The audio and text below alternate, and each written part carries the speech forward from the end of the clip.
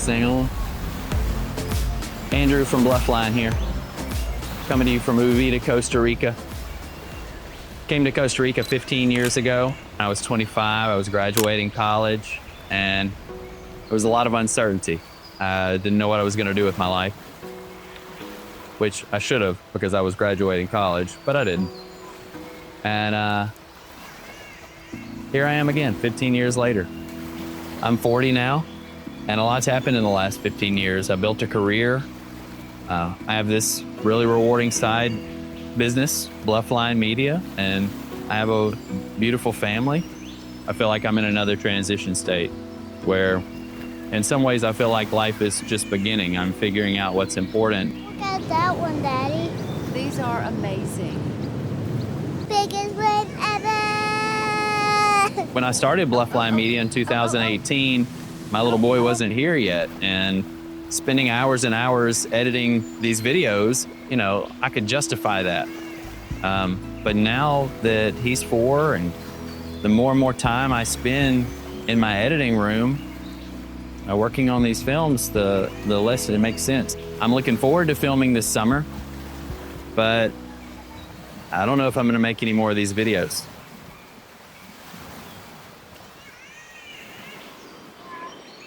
See you back in the States. As a reminder, drinking personal alcohol you brought on board is not permitted.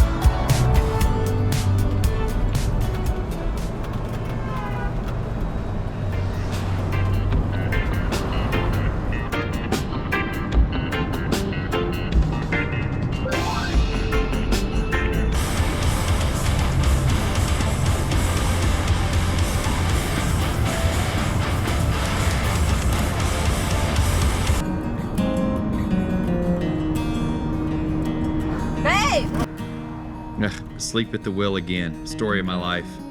Some protagonist, putting his family in danger out on the highway. You definitely wouldn't want to support this guy's videos by buying the most amazing, comfortable Fly Fish America t-shirt, especially considering it's a limited run and you'll probably need to hurry while supplies last. I mean, why would you want to wear really high quality socks and have super comfortable feet while you're out waiting?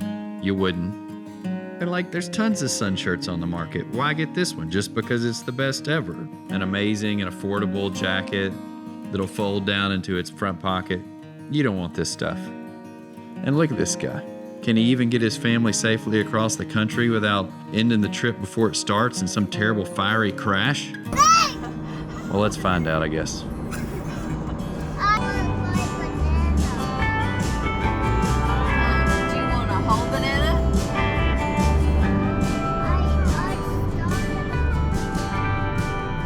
We've done this trip out west many times and never across Nebraska, surprisingly enough. So far, so good. A lot of corn. They do a lot of upland hunting, bird hunting up here. I had never experienced that. We're both originally from Mississippi, and Mississippi isn't exactly known for its epic scenery or wilderness areas. The outdoor culture there's more deer hunting. But this winter we were down visiting family, and I have a buddy there in Mississippi that has started a quail hunting farm, and I got to go check that out. We've got a long road ahead of us. It's going to be about a 14-hour day today to get to Cheyenne, I think. So check out a little bit of that bird hunting I filmed down in Mississippi this winter, and we'll see you in Wyoming.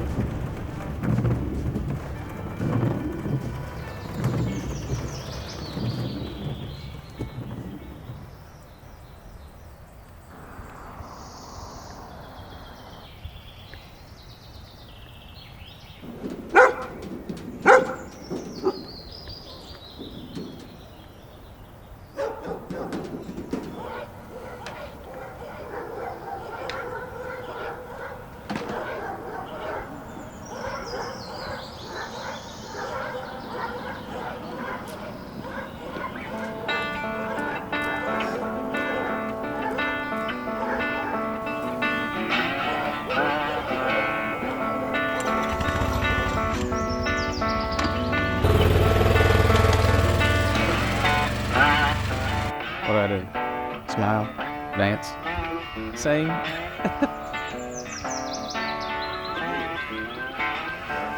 This reminds me of growing up when in our backyard at Holly Springs we had 30 kennels. My daddy raised setters, English setters. So my brother and I, our job every day was to clean out the kennels, feed the dogs, clean out the crap, and do all the stuff. So I'm going, welcome home. I hadn't seen this since. And it brings back sort of fond memories. Sort of. That's what I was telling him. I said, that's Ray's job now. That's what Ray does. How old is Ray? Ray's 13. Nice. He ain't gonna get out of it, is he? Oh, We finally moved. We moved and it saved my life. I mean, the quail population just declined, and Doc Sweeney, you know, he was around when there were birds and that kind of stuff. And it would break my heart to think that when I got to be at an age where I was in my third act of life and had looked forward to doing the things that I did as a youth and hunting and fishing, that those, you know, animals or even the pursuit of that would be gone, not like it was. I could see how it would be heartbreaking. And so places like ours that we have here kind of help to preserve that. You know, the preservation part of it comes in of the tradition. And people, I think, look at that word tradition a lot of times as a bad word. And you know, we got to get out of that. These birds are going to start at the ground, and there ain't no telling where they're going to go. So you got a ways to shoot them. All the way to that light pole, you can shoot that bird as he gets up. But the main thing is, if you're holding your gun, you kind of want to hold this, and Papa, they tell you all that too. When you walk it's been a definite labor of love, and it's definitely been a high learning curve of dogs and birds and people. You know, there's so many moving parts. Like William's out there today, you know, if you'd have told me, you know, 4 or 5 years ago that William would be out there guiding, the same William that was in my, I think, 6th period English 3 class as a 16-year-old, I would have told you were nuts. And now, you know, he could run the place. He does run it, you know, a lot of times, and that goes for all the boys that guide. I like to think that there was the potential here, and that we're kind of beholden to it. The ranch is more a place where we can all hone and nurture whatever talents that we've been given when it comes to dealing with people, hunting, and fishing. Hemingway, I believe it's in The Day's Wait, he says something about, you know, when you've shot one bird flying, you've shot all birds flying.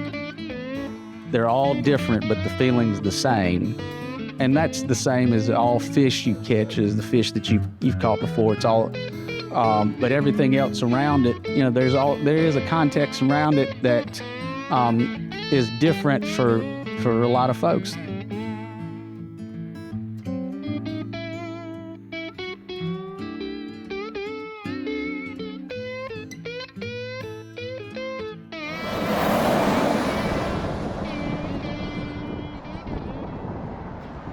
Are you excited we made it, buddy?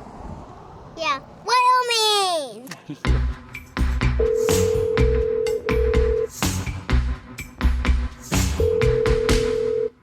Hello. Pete, how are you, brother? All right. Where are you? We have made it to Wyoming. We spent the night in Cheyenne last night, and we are headed up to Jackson Hole today. Sweet. Looking forward to seeing you. Hey, how'd the Costa Rica trip go? Oh, it was legit, man. It was very, very nice. I actually did a little fishing while I was down there. Oh, you did? How'd the fishing go? I sort of got skunked. Well, yeah. I only fished at a few spots, maybe 30 minutes at each spot, so not a ton of fishing. I went to 2 different mouths of rivers. One was blown out, chocolate milk, and another had a few fishermen at it, so I got a little excited, but nothing happened there. And then I just did a little beach fishing, but you know, I wasn't really down there to fish. Well, that was just kind of a research mission anyway. But that's why you hire a guide. That's so true. No matter where I go in the world, I always hire a guide. Yeah, we're headed up your way, man. I'm really excited to get out with you and Tom and do a little fishing. I found this overlanding route on X I want to try out. We're gonna climb up this mountain and look at some of the views before we get to town, kill some time. But we should be up there this afternoon sometime. Oh, that's great. Looking forward. And also looking forward to fishing with you. Yeah, the weather's perfect up here in Wyoming, and the fish are biting. So we should have a lot of fun.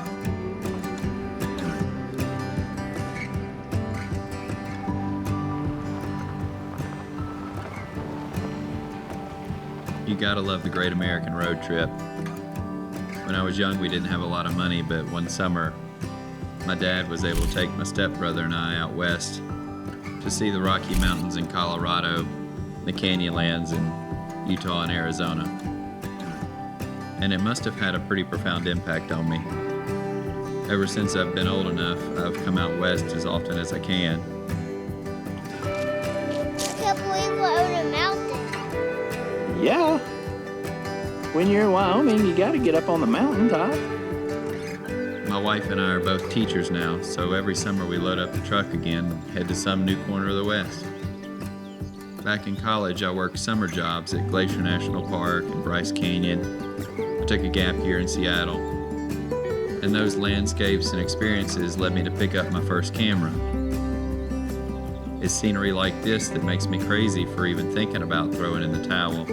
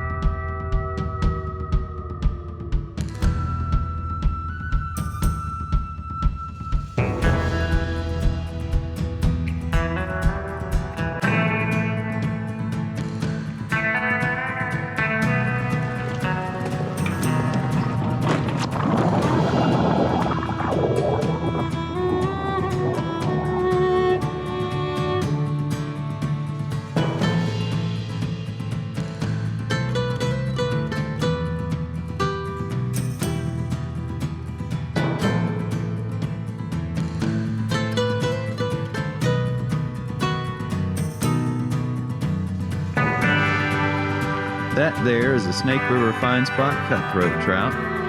That's Mr. Pete Erickson, Mr. Tom Jones. No, not the Tom Jones you're thinking of. You may remember Pete from our Italy episode last summer. If you didn't see that, you know what to do. Hey, welcome guys. What's up? Liam, good to see you, buddy. It's Pete. Come on in, Andy. Thank you. Oh, wow. Welcome to Jackson Hole. Yeah. Thank you. Yeah, Tom was busy in his hunting phase. He's not just a fisherman. Oh, Tom? Yeah. Kill all this? Yeah, Tom. These are Tom's animals. He's in his major hunting phase along with his obsession with fishing. Mr. Jones? There's Tom right there. Nice to meet you, sir. Pleasure to meet you. Yeah. Yes. Thank you for having us. You're certainly welcome. This is my son Liam here. Liam, how you doing, buddy? Tom was kind enough to invite us out to stay at his place in Jackson Hole, so he and Pete could take me out fishing for a few days, with our main focus being Yellowstone Lake. Good morning. Hi, welcome to Yellowstone. How you doing? Thanks. I used to guide at Yellowstone Lake as a young guide in the early 90s, and it was always a fun kind of diversion from the rivers because we could go up and just stay kind of local at Bridge Bay or something like that and catch a lot of 15 to 16 inch cutthroats. The lake was very populated with them. It was a fun day. And I think somewhere around 94, the first few lake trout were reported. And that was an ominous sign. And the Park Service knew it.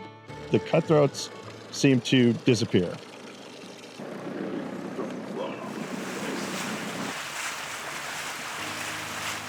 As you can see, I'm covered with these Calbatus mayfly flies that are real common out here, and it's a stillwater mayfly, but there's a really great population of them up here on Yellowstone Lake. We fish definitely dry flies for these. We'd go under indicators with mayfly nymphs, and they're awesome. Since lake fishing is a little bit different than fishing in rivers with respect to the flies, we have special lake flies that we use based on what lake you're in and what bugs are hatching and so forth. We got out on the lake yesterday, and within minutes, I had 2 big fish on my rod. And those fish were angry. They were just big, strong fish. You can probably nose up him. Oh, look at the other fish right there. Oh, you got a double. You got 2 fish on at the same time. You're fine. We're gonna double it up. Let me land the first fish together. Oh, he just popped off the bottom fish. Yeah. But he's still there trying to eat the fly. Give us a lift. He did just eat the other fly. You won't let me lift it, Pete. Yep. I'm telling you, he's Well, you got strong. 2 fish on now. They're strong. Yeah. I was gonna say we can get that other one out of there. Here we go. Oh, that's a good cutty. Good job. That other one took your fly. He just wanted it so bad. Yeah. And it's very difficult, if not impossible, in most cases, to land 2 fish cleanly. Well, I did. 1 fish went one way, 1 fish went the other way, and the line broke. And he got off. Beautiful, big cutthroat from Yellowstone Lake. Don't know if you recall the first time we came up here and caught some big fish. Let's see. I'm trying to think of the year, but I think I was with a guy on Lewis Lake, and we were not having a good day and looking for browns, and I knew that this place was full of lake trout by then, and I said, hey, have you ever fished Yellowstone Lake? And he goes, no. I go, maybe we can catch some lake trout over there. And I mean, this might have been 2007, 2008 maybe, so a long gap between the time that I fished this. And the first fish we caught was a 24-inch cutthroat, and then the next fish was like a 19-incher, and then a 21-incher. We caught like 10 fish in an hour and a half, and I thought to myself, it's back. Like they're gill netting and what they're doing to control these lake trout, they've done it. And I was all excited, and I kind of wanted to keep it under wraps a little bit because I didn't see a single boat the whole day. And so immediately the next week I called Tom and said, we got to go up there and check this out. And we started having great days on dry flies, indicators, and we kind of did this, with a little bit of a murmur for the next, all the way up till now. And the fishing's been great. It's just been getting better and better. Yeah, and I remember my first fish. I didn't actually get it into the net, but it was as we pulled up after a high-speed run across the lake, and you said you thought the fishing was pretty good here.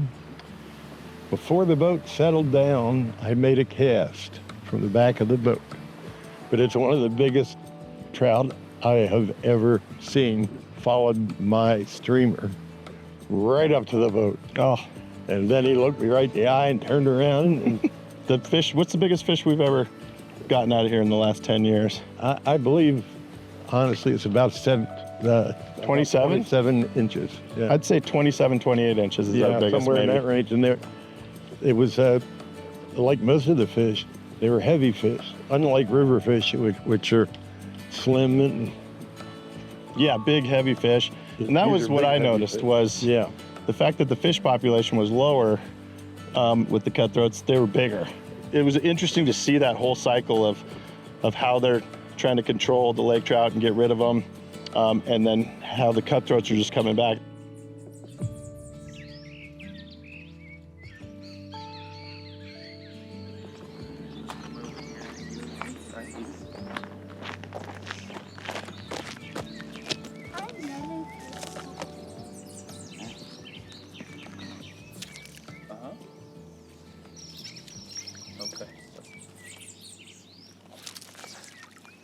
Pull this up a little bit so I can cast by like that.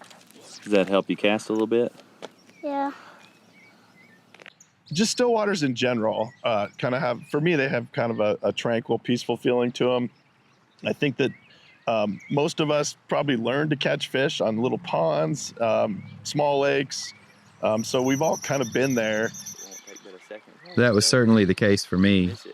In Mississippi, most of the rivers have been dug out for irrigation purposes, for agriculture. So farm ponds are kind of the go-to if you're not fishing on a larger lake.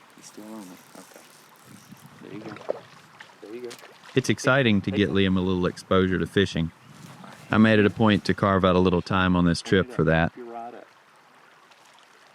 Ooh. You see it? Cheese. Look at me. All right, Cheese. toss him back in. Hey! There you go.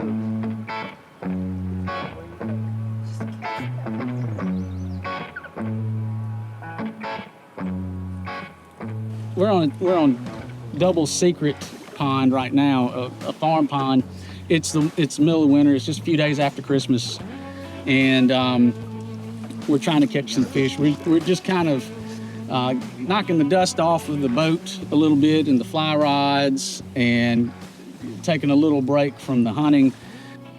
The farm pond is a great place to have all kind of social, economical, whatever transaction you're looking for. When I was a youngster, you had guys that there's a lot of catfish farms and lots of catfish ponds around the Delta. And then, you'd see people fishing on the catfish pond. You think, that's illegal. What are they doing?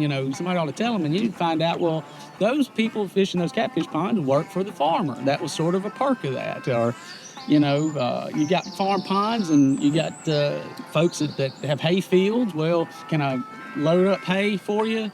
I just want to fish the pond that you got over there. Or the landowner has a commodity, but he also needs help on the land. And, if you've got folks that are willing to help, you've definitely got folks that you're willing to let hunt or fish. It's winter, and typically the fish are kind of staying deeper. Now, we did have a full moon, if you're into all that kind of stuff, last night, so they would have been up and hanging out last night, but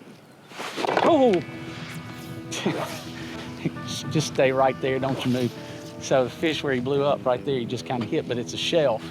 So the boat is sitting at 3 foot, and that shelf dips down real hard to about 6 or 7 feet in this little pond. Don't move it much anyway. And what's happening is these fish are kind of stacked in on that shelf and coming up and ambushing stuff when they get ready. But they're moving slow. Crappie, that is, in my humble opinion, the best eating fish in the state. My introduction to any sort of fly fishing, my dad had an old fiberglass fly rod with one of those automatic Fluger reels on it, and I thought it was just a fancy type of cane pole for crappie. In the Delta, we call them white perch. Because the poles, these poles or rods are long like the cane poles were, and I had never seen him or anybody cast one. I finally went to my dad and asked him what that thing was about, and he told me, it's a fly rod, and talked about what they did with them. The only time I ever saw it was used was sort of either wade fishing around cypress knees with a jig, or sculling around in a little John boat, fishing for brim on beds or bass, kind of like what we're trying to do out here today. My first experience fishing was down on that pond, but many years passed without me fishing at all. I wasn't a fisherman. Oh, right what we needed. It really wasn't until about 10 years ago when I bought a fly rod. My wife and I had decided at that point that we were moving to the Ozarks, and I had to get ready. Because as you know, the Ozarks is home to some pretty outstanding fly fishing.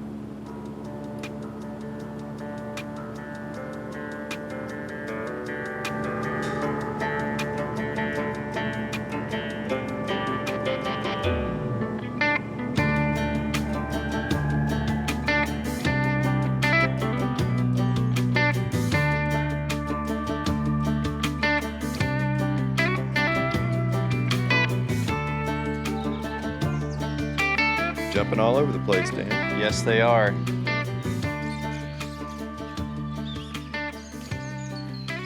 Let's go over there.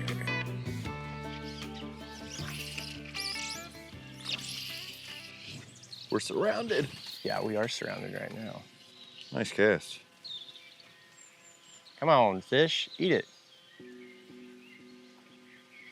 A bunch of them up here.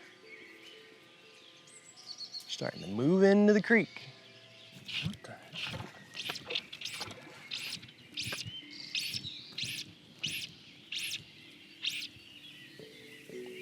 Mr. Smallmouth to start the morning. Chunky one. Come here. Come here.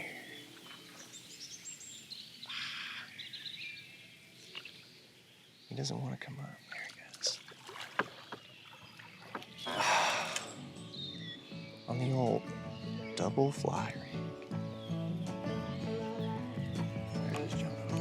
Yeah, they're doing it right now. You have the first hour and a half to 2 hours of low sun like we've got right now. You can see that sun's just almost at the treetops. So if you can get it while it's low, you can get all this topwater activity.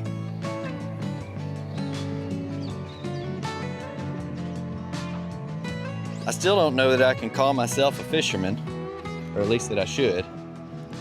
Seems like there's a lot of levels to that. I think you've been in it long enough, you know, and you've elevated to a certain point that you're definitely an angler. Well, that's nice of you to say. I don't It's feel true, that though. way I mean- sometimes. Well, when I go out, I'm going out with very talented anglers that are seasoned and know what they're doing. Right. And in doing that, I've learned so much. Yeah. But I'm always holding the camera as opposed to a rod. For sure. And when I do get to hold the rod, I'm kind of reminded, like, I should be better at this. So it's a trade-off where I'm making these fly fishing films, but you got to fish them. This is a big one. This is a big smallmouth. Here, let me pick up the camera here. Ooh, stay down. Oh, nice. Boy, he came off the bottom and bumped it. Ski him on in here. And see, that's a lot of fun, getting that shot.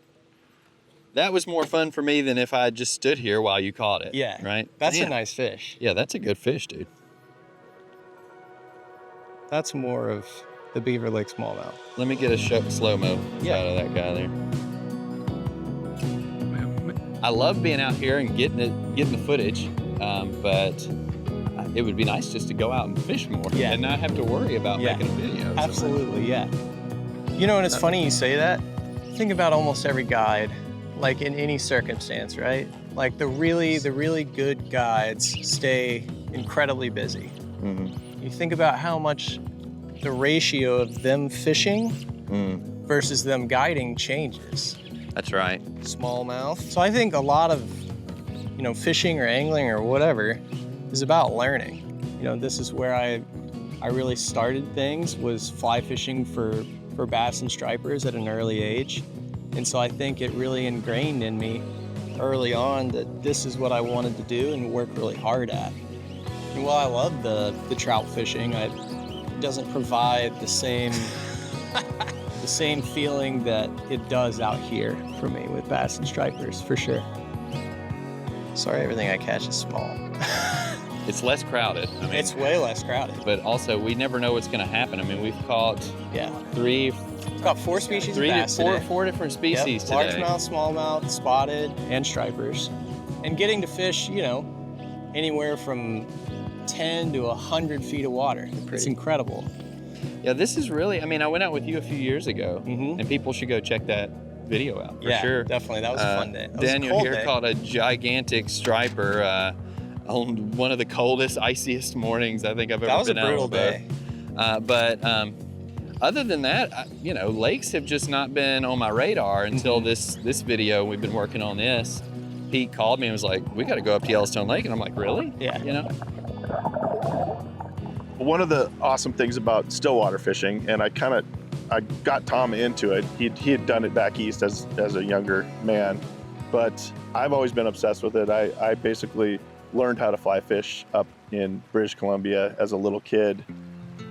my dad used to take me up there. Aside from the fact that it's incredibly challenging, it's very diverse, very dynamic, is that it gets people off the rivers, and the lakes are big, and you can spread out and you can get that solitary feeling of fishing again, regardless of whether we graduate to rivers and say, I don't really like lake fishing, I'm a river fisherman. Tom and I both were obsessed with rivers, and we didn't lake fish very much at all. As I get older, my abilities are declining, and it's much more comfortable for me to fish in a lake. I get just as much enjoyment out of it. Lake fishing it's comfortable. I mean, the fish are big. It's a different vibe, and we really have enjoyed immersing ourselves in stillwater fishing. All four of my children fish, fly fish. Mary Beth, we brought her up here a number of times, right in this area and other places on the lake. And oh, thanks for playing. Yeah, she did very well. She's a good athlete to start with and learned fast. Up. Doesn't get this keep up on, all right? Good job. Uh-huh. And then you can walk down toward him in the calm water. Dude, I'm not walking. I'm gonna bust my ass. No, this is fine. No, it's not fine. You're good, trust me. As in, I clearly cannot walk very well in this water. I regret to inform you.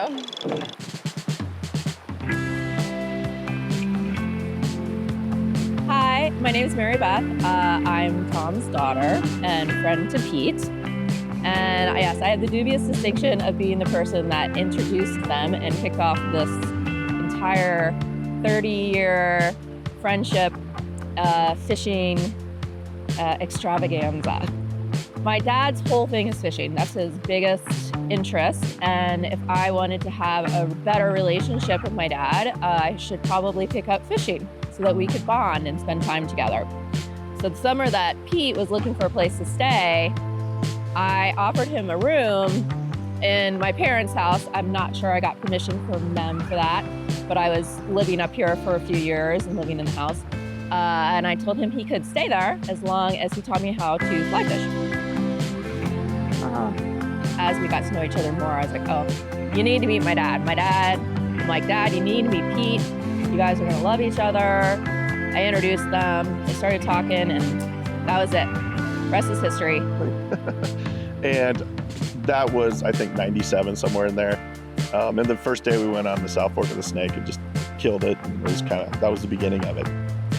To my surprise, I will say, when next thing I know, Pete's living with them every summer and my dad's spending my inheritance on fly fishing trips. But it's been great. We love having Pete around. You know, I got an extra brother out of the deal. And I'm having flashbacks to fishing when we were kids and trips with Mom and Dad.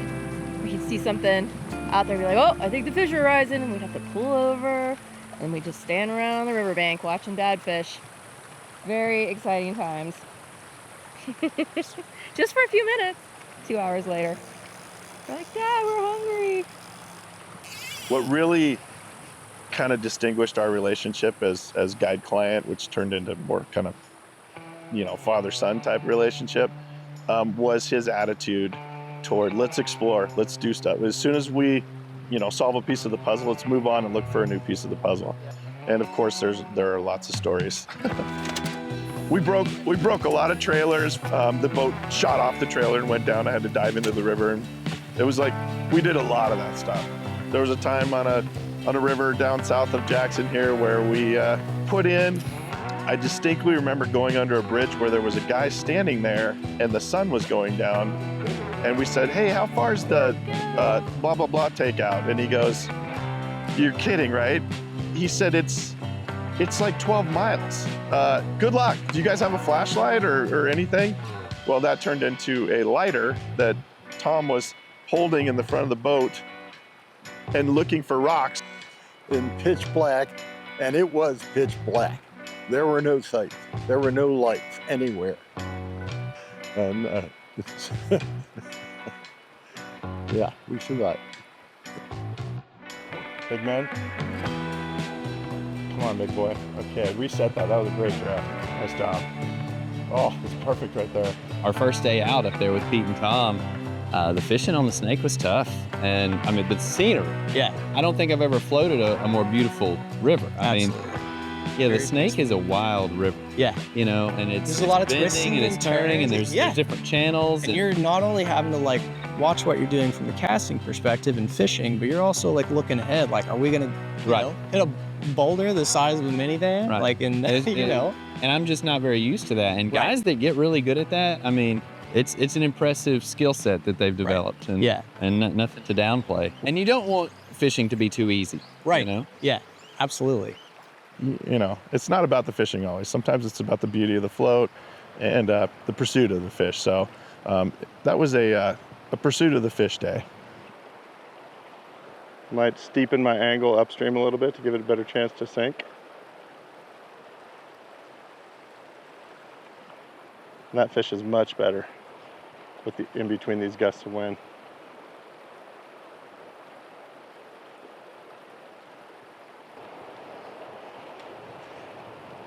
You can see the indicator. And we got fish right there in front of us. Oh, that was a nice trout right there. A nice Snake River fine spot. Darn, he was on for a second. And we're fishing just 10 feet ahead of us there. We really basically wanted to get a up close look at the Snake River fine spot, which is one of the most beautiful trout in the world. They're wild native fish here in Jackson Hole, and they're really not found in their native environment anywhere else. They're just, to me, it's one of the coolest fish you can catch in the world. You know, any day out with Pete is always going to be fun, regardless of whether you catch anything or not. When we were down in Costa Rica, we hiked up the beach. There was a sea turtle sanctuary. Yeah. And they had 65, there's some fish over there? Yeah. They had about 65 baby sea turtles that had hatched. Yeah. We went up and we released them. And that's incredible. It was cool. So we got out there on the beach and they're all crawling off, you know, into the water to live their lives. And I asked the lady that runs the place, I said, how many out of these 65 turtles are gonna live? You know, how many will make it to adulthood? And she said, maybe 2. That's crazy. And I just thought, life on this planet with all the, you know, environmental constraints and predators trying to get you and everything. I mean, nature is dictated by violence in a lot of ways. Yeah, absolutely. And it's sort of a miracle that anything makes it. Right. Yeah. And so when you go out and you catch a Snake River fine spot cutthroat, and you know that that's sort of an unlikely thing that fish exists. Right.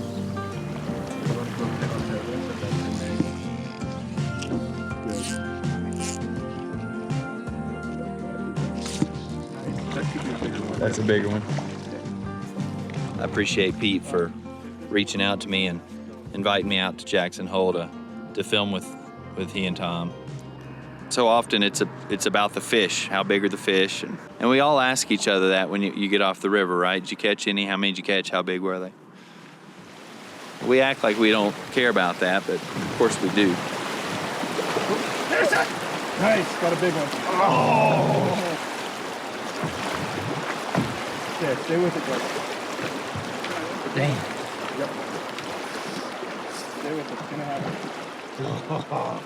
But I think really what draws me to making these videos and continue fishing is just all the awesome people I've met while I've done it. It's funny, you go fly fishing in many ways to seek solitude, but I've found that making these videos, you get to meet these people, amazing anglers. I mean, I filmed with so many amazing anglers, but they're just amazing people.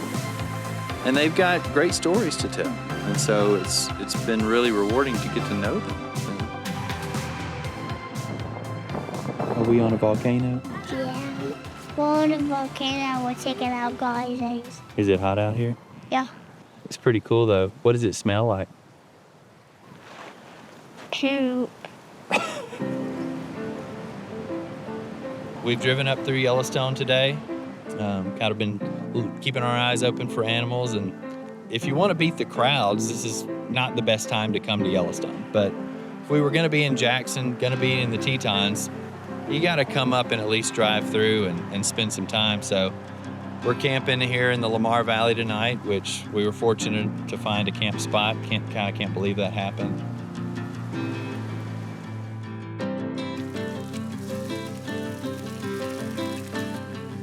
my little boy, he can't do long hikes or anything, too strenuous. So, we do the fun stuff that I never used to do. I used to come out to these areas in college and push it.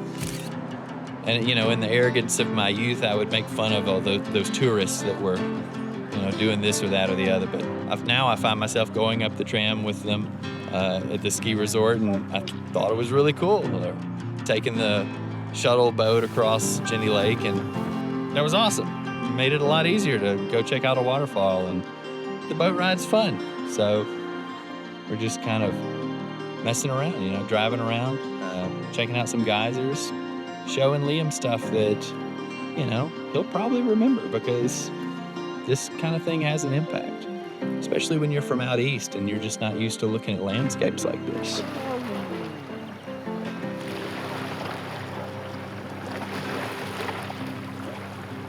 It's only 1. Fishing should not turn off that early.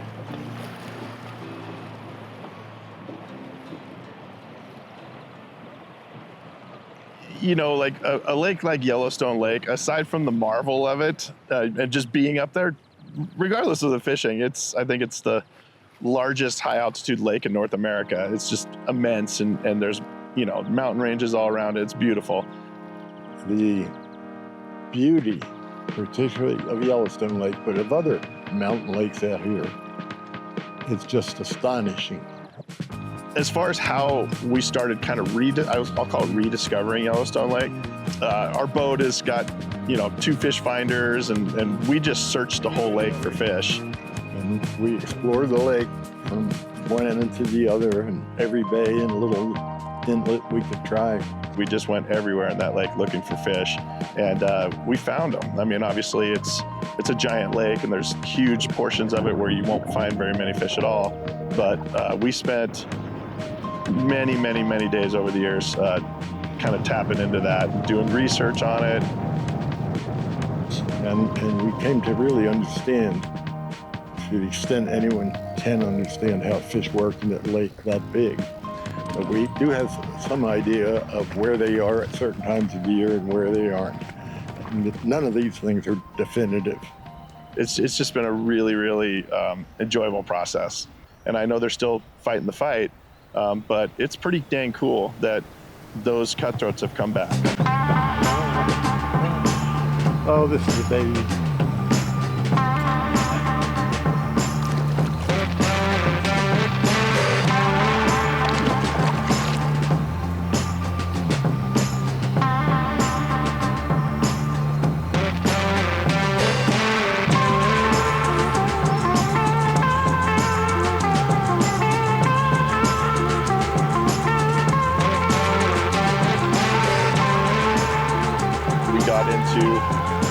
Really big cutthroats. I mean, I think the first cutthroat we caught was 24, 25 inches, and then many, many more over 20 inches. There he is. That was a good one. Oh yeah, that's a tank. Oh, look at the size of this one. Hand me that net, somebody. You sure? He's ready. That is a big one. Oh, that's a tank. Whoa, that is a tank.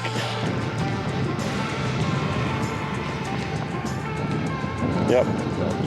I've got 2 on there. All right. Yeah, this will be fun. This will be, and they're 2 monsters. Hold up. Pete got a double and landed. Nobody does that on Yellowstone Lake. Not as good as. It was amazing. I've never seen anything like it. Yeah, it was the day to remember.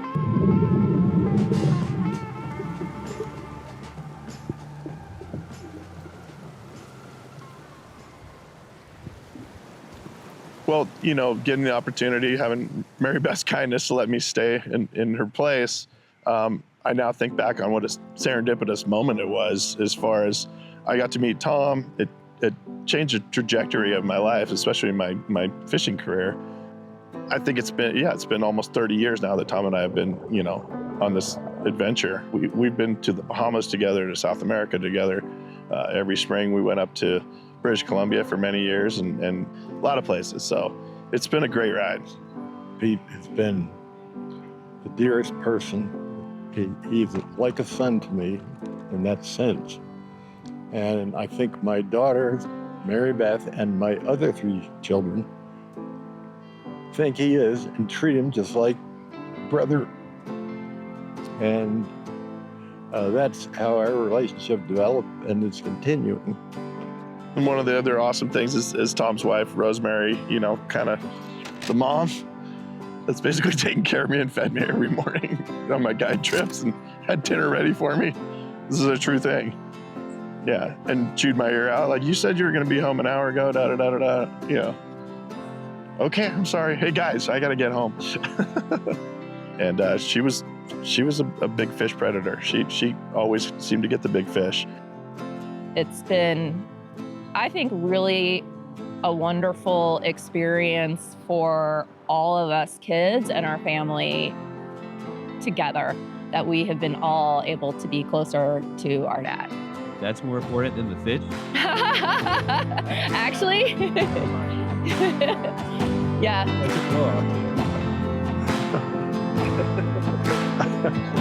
Yeah.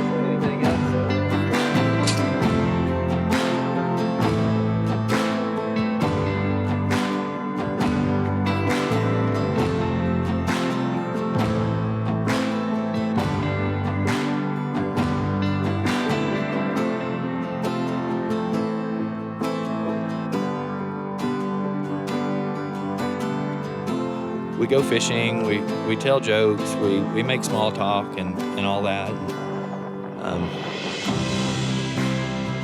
You know, it doesn't seem at the surface level necessarily that it's all that meaningful, but you have to take into consideration the context.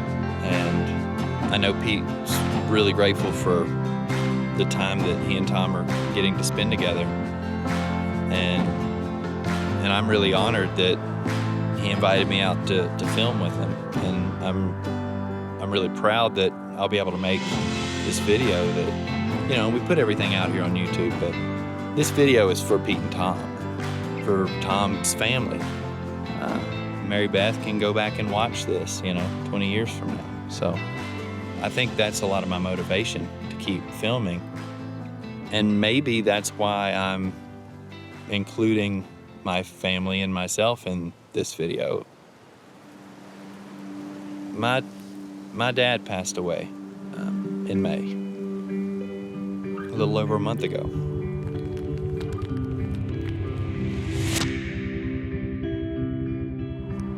It just kind of gives you a different perspective on things. I always think of Dad when I'm doing these trips, and he always loved to hear about them. And he was a pretty well-traveled guy himself, so we would share those stories a lot. And, you know, I won't be around forever, and maybe these videos going forward can be more of a gift to future Liam. You know, I would love to have had videos of Dad.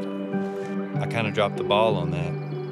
I don't have any recordings of him. You know, it's up here, but so I'm gonna cast a couple more times, and then we're gonna head on down the road. But it would be nice to be able to look back on our experiences growing up with him, family outings, family events, and see the progression over time of that. And if I have the foresight and the wherewithal to make that happen for Liam, one day when I'm gone, then he'll be able to pull those up, and if he can stand it, watch us. And maybe in the meantime, you guys will enjoy watching them too. I don't know. I hope so. So maybe we'll see you next year.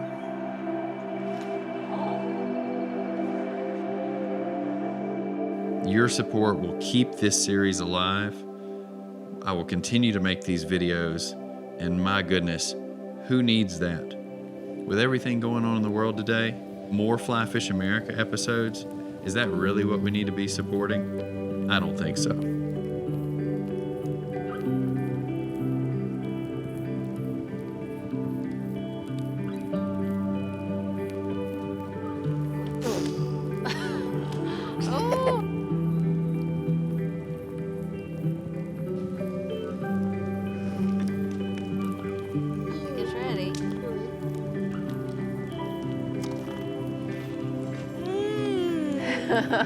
So good.